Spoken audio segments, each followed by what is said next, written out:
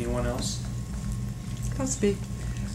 I was diagnosed with breast cancer in November last year, and I've been through 4 months of chemo, I've been through surgery, and I just finished 6 weeks of radiation. So I'm done with my treatment as of 2 weeks ago today.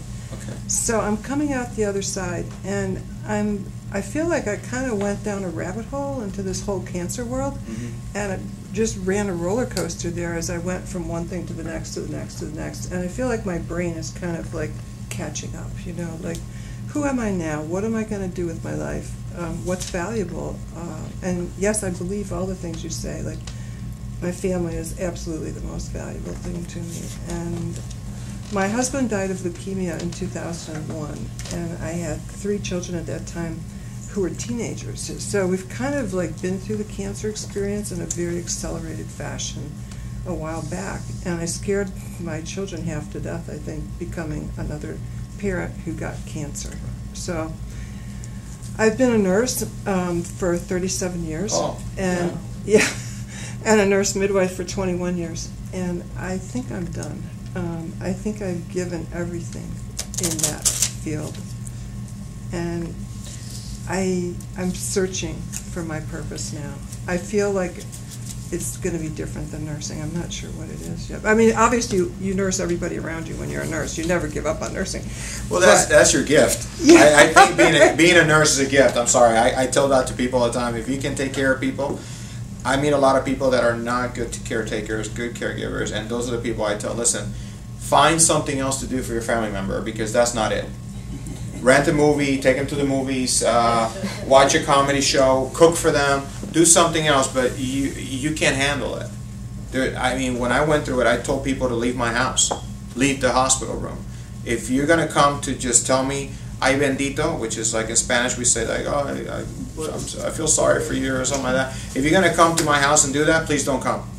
Just don't show up. It's okay. I still love you. Don't worry about it. When I get better, we'll go out and play basketball, do whatever. But right now, it's not for you to come see me.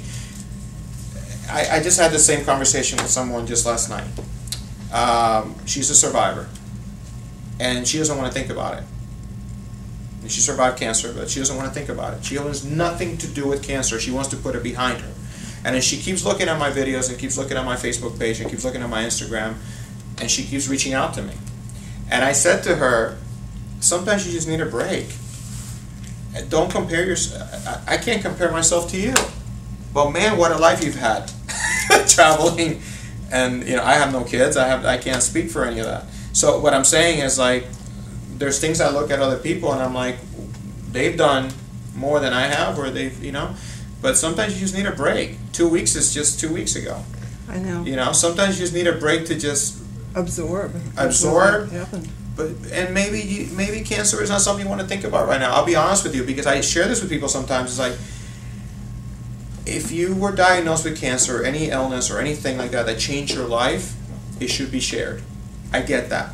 But not everybody can do that. And not everybody can do what I'm doing. And I get that too. I'm not here to push anybody to do that. Some people just have it.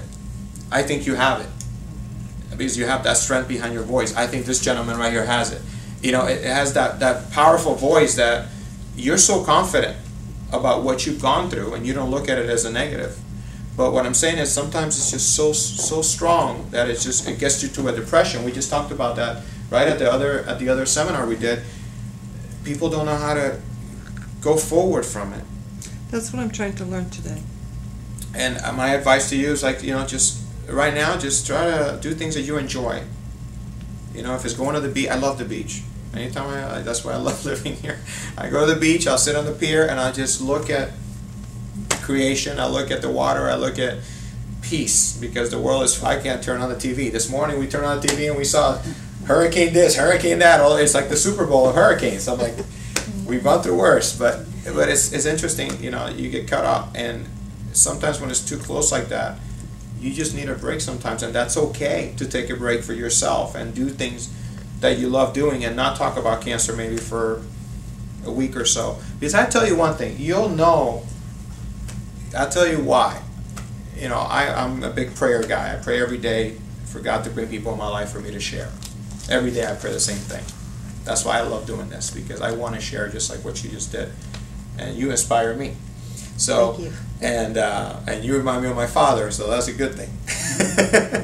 So, but I'm saying that because sometimes you just know when it's ready. Someone will come into your life, someone will cross your path, and you'll just know. You'll be like, oh my God, can I share something with you? And that's when you'll share. You know, sometimes you just, but I tell you, when you're in that moment, just take a break, because thinking about cancer can depress you. I mean, it can bring you right back down to that hole, like you're saying. And the fact that you are done with the treatment, you know, start looking at your life and see what you can change in your life to be stronger, to be healthier, hobby or something like that, and look at life like it's a second chance. Happy. Sorry, I mean, I tell you one thing. I don't know why this is coming up.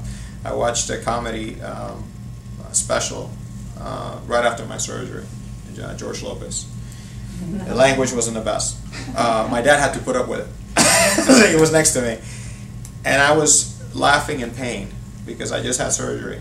But I was laughing in pain, and I'm crying because of the pain. But I'm laughing, and I share that because sometimes you just need to get away and just laugh, even if it's something that's painful, but it makes you laugh and makes you think about other things in life. And that's why I would tell you, find things that bring joy into your life. If it's not your kids or someone around you, you know, start, you know, sometimes just going outside of that and finding out, you know, hobbies and things like that make you happy. And again, maybe take a break. And I say that, and a lot of people are like, well, you tell people to do this. I said, I do, but it's okay to take a break. It's okay to just trust and start taking care of you, because you have another opportunity. And some people don't have that opportunity. Some people are still in treatment. Some people, and then you thank God that and let's pray that you don't, you know, have to face anything else anymore. But this moment right here is a moment of choice, and you have the choice. That's the good thing. You don't have anybody else controlling that choice for you. And I say that to people, everybody. Don't let anybody take that joy from you. Like, you have that choice. No one makes a choice for you.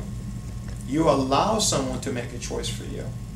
If you're in a relationship that doesn't work, if you're and you know, when you're dealing with something and you can't even handle it, sometimes it's okay to break away because you can't handle that part right now. You know, with me was my job. Like, I let my job define me for so many years, managing the gym. I still wanted to manage the gym at 128 pounds. I had people tell me, David, relax. So you know what I did? I listened to them for about 2 more months. And after my 3rd or 4th round, I started working out. You know what I did? I had meetings in my bed.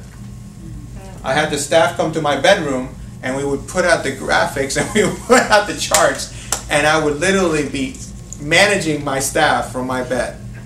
But it wasn't immediately. It took months after that. But it gave me a purpose. It gave me something to do. I mean, sometimes it's good to just focus on something else. But I tell you that it's okay to take a break. It's okay to, you know, there's no hurry. You have no hurry, you know, and it's okay to not even think about it. Just start to think about yourself and do something out of the ordinary. That's why I said just these trips, or take a trip maybe. That sounds good. Or just to drive, or just go to the beach and just relax. Take the perfect picture. Huh? Go take the perfect picture. Yeah, just get out of whatever that is. Get out of your comfort zone. Yeah. You know, a lot of people just get comfortable and you know, and that's it. They settle for that. And as I would tell you, don't settle for this. Like, there's more. There's more. There really is more.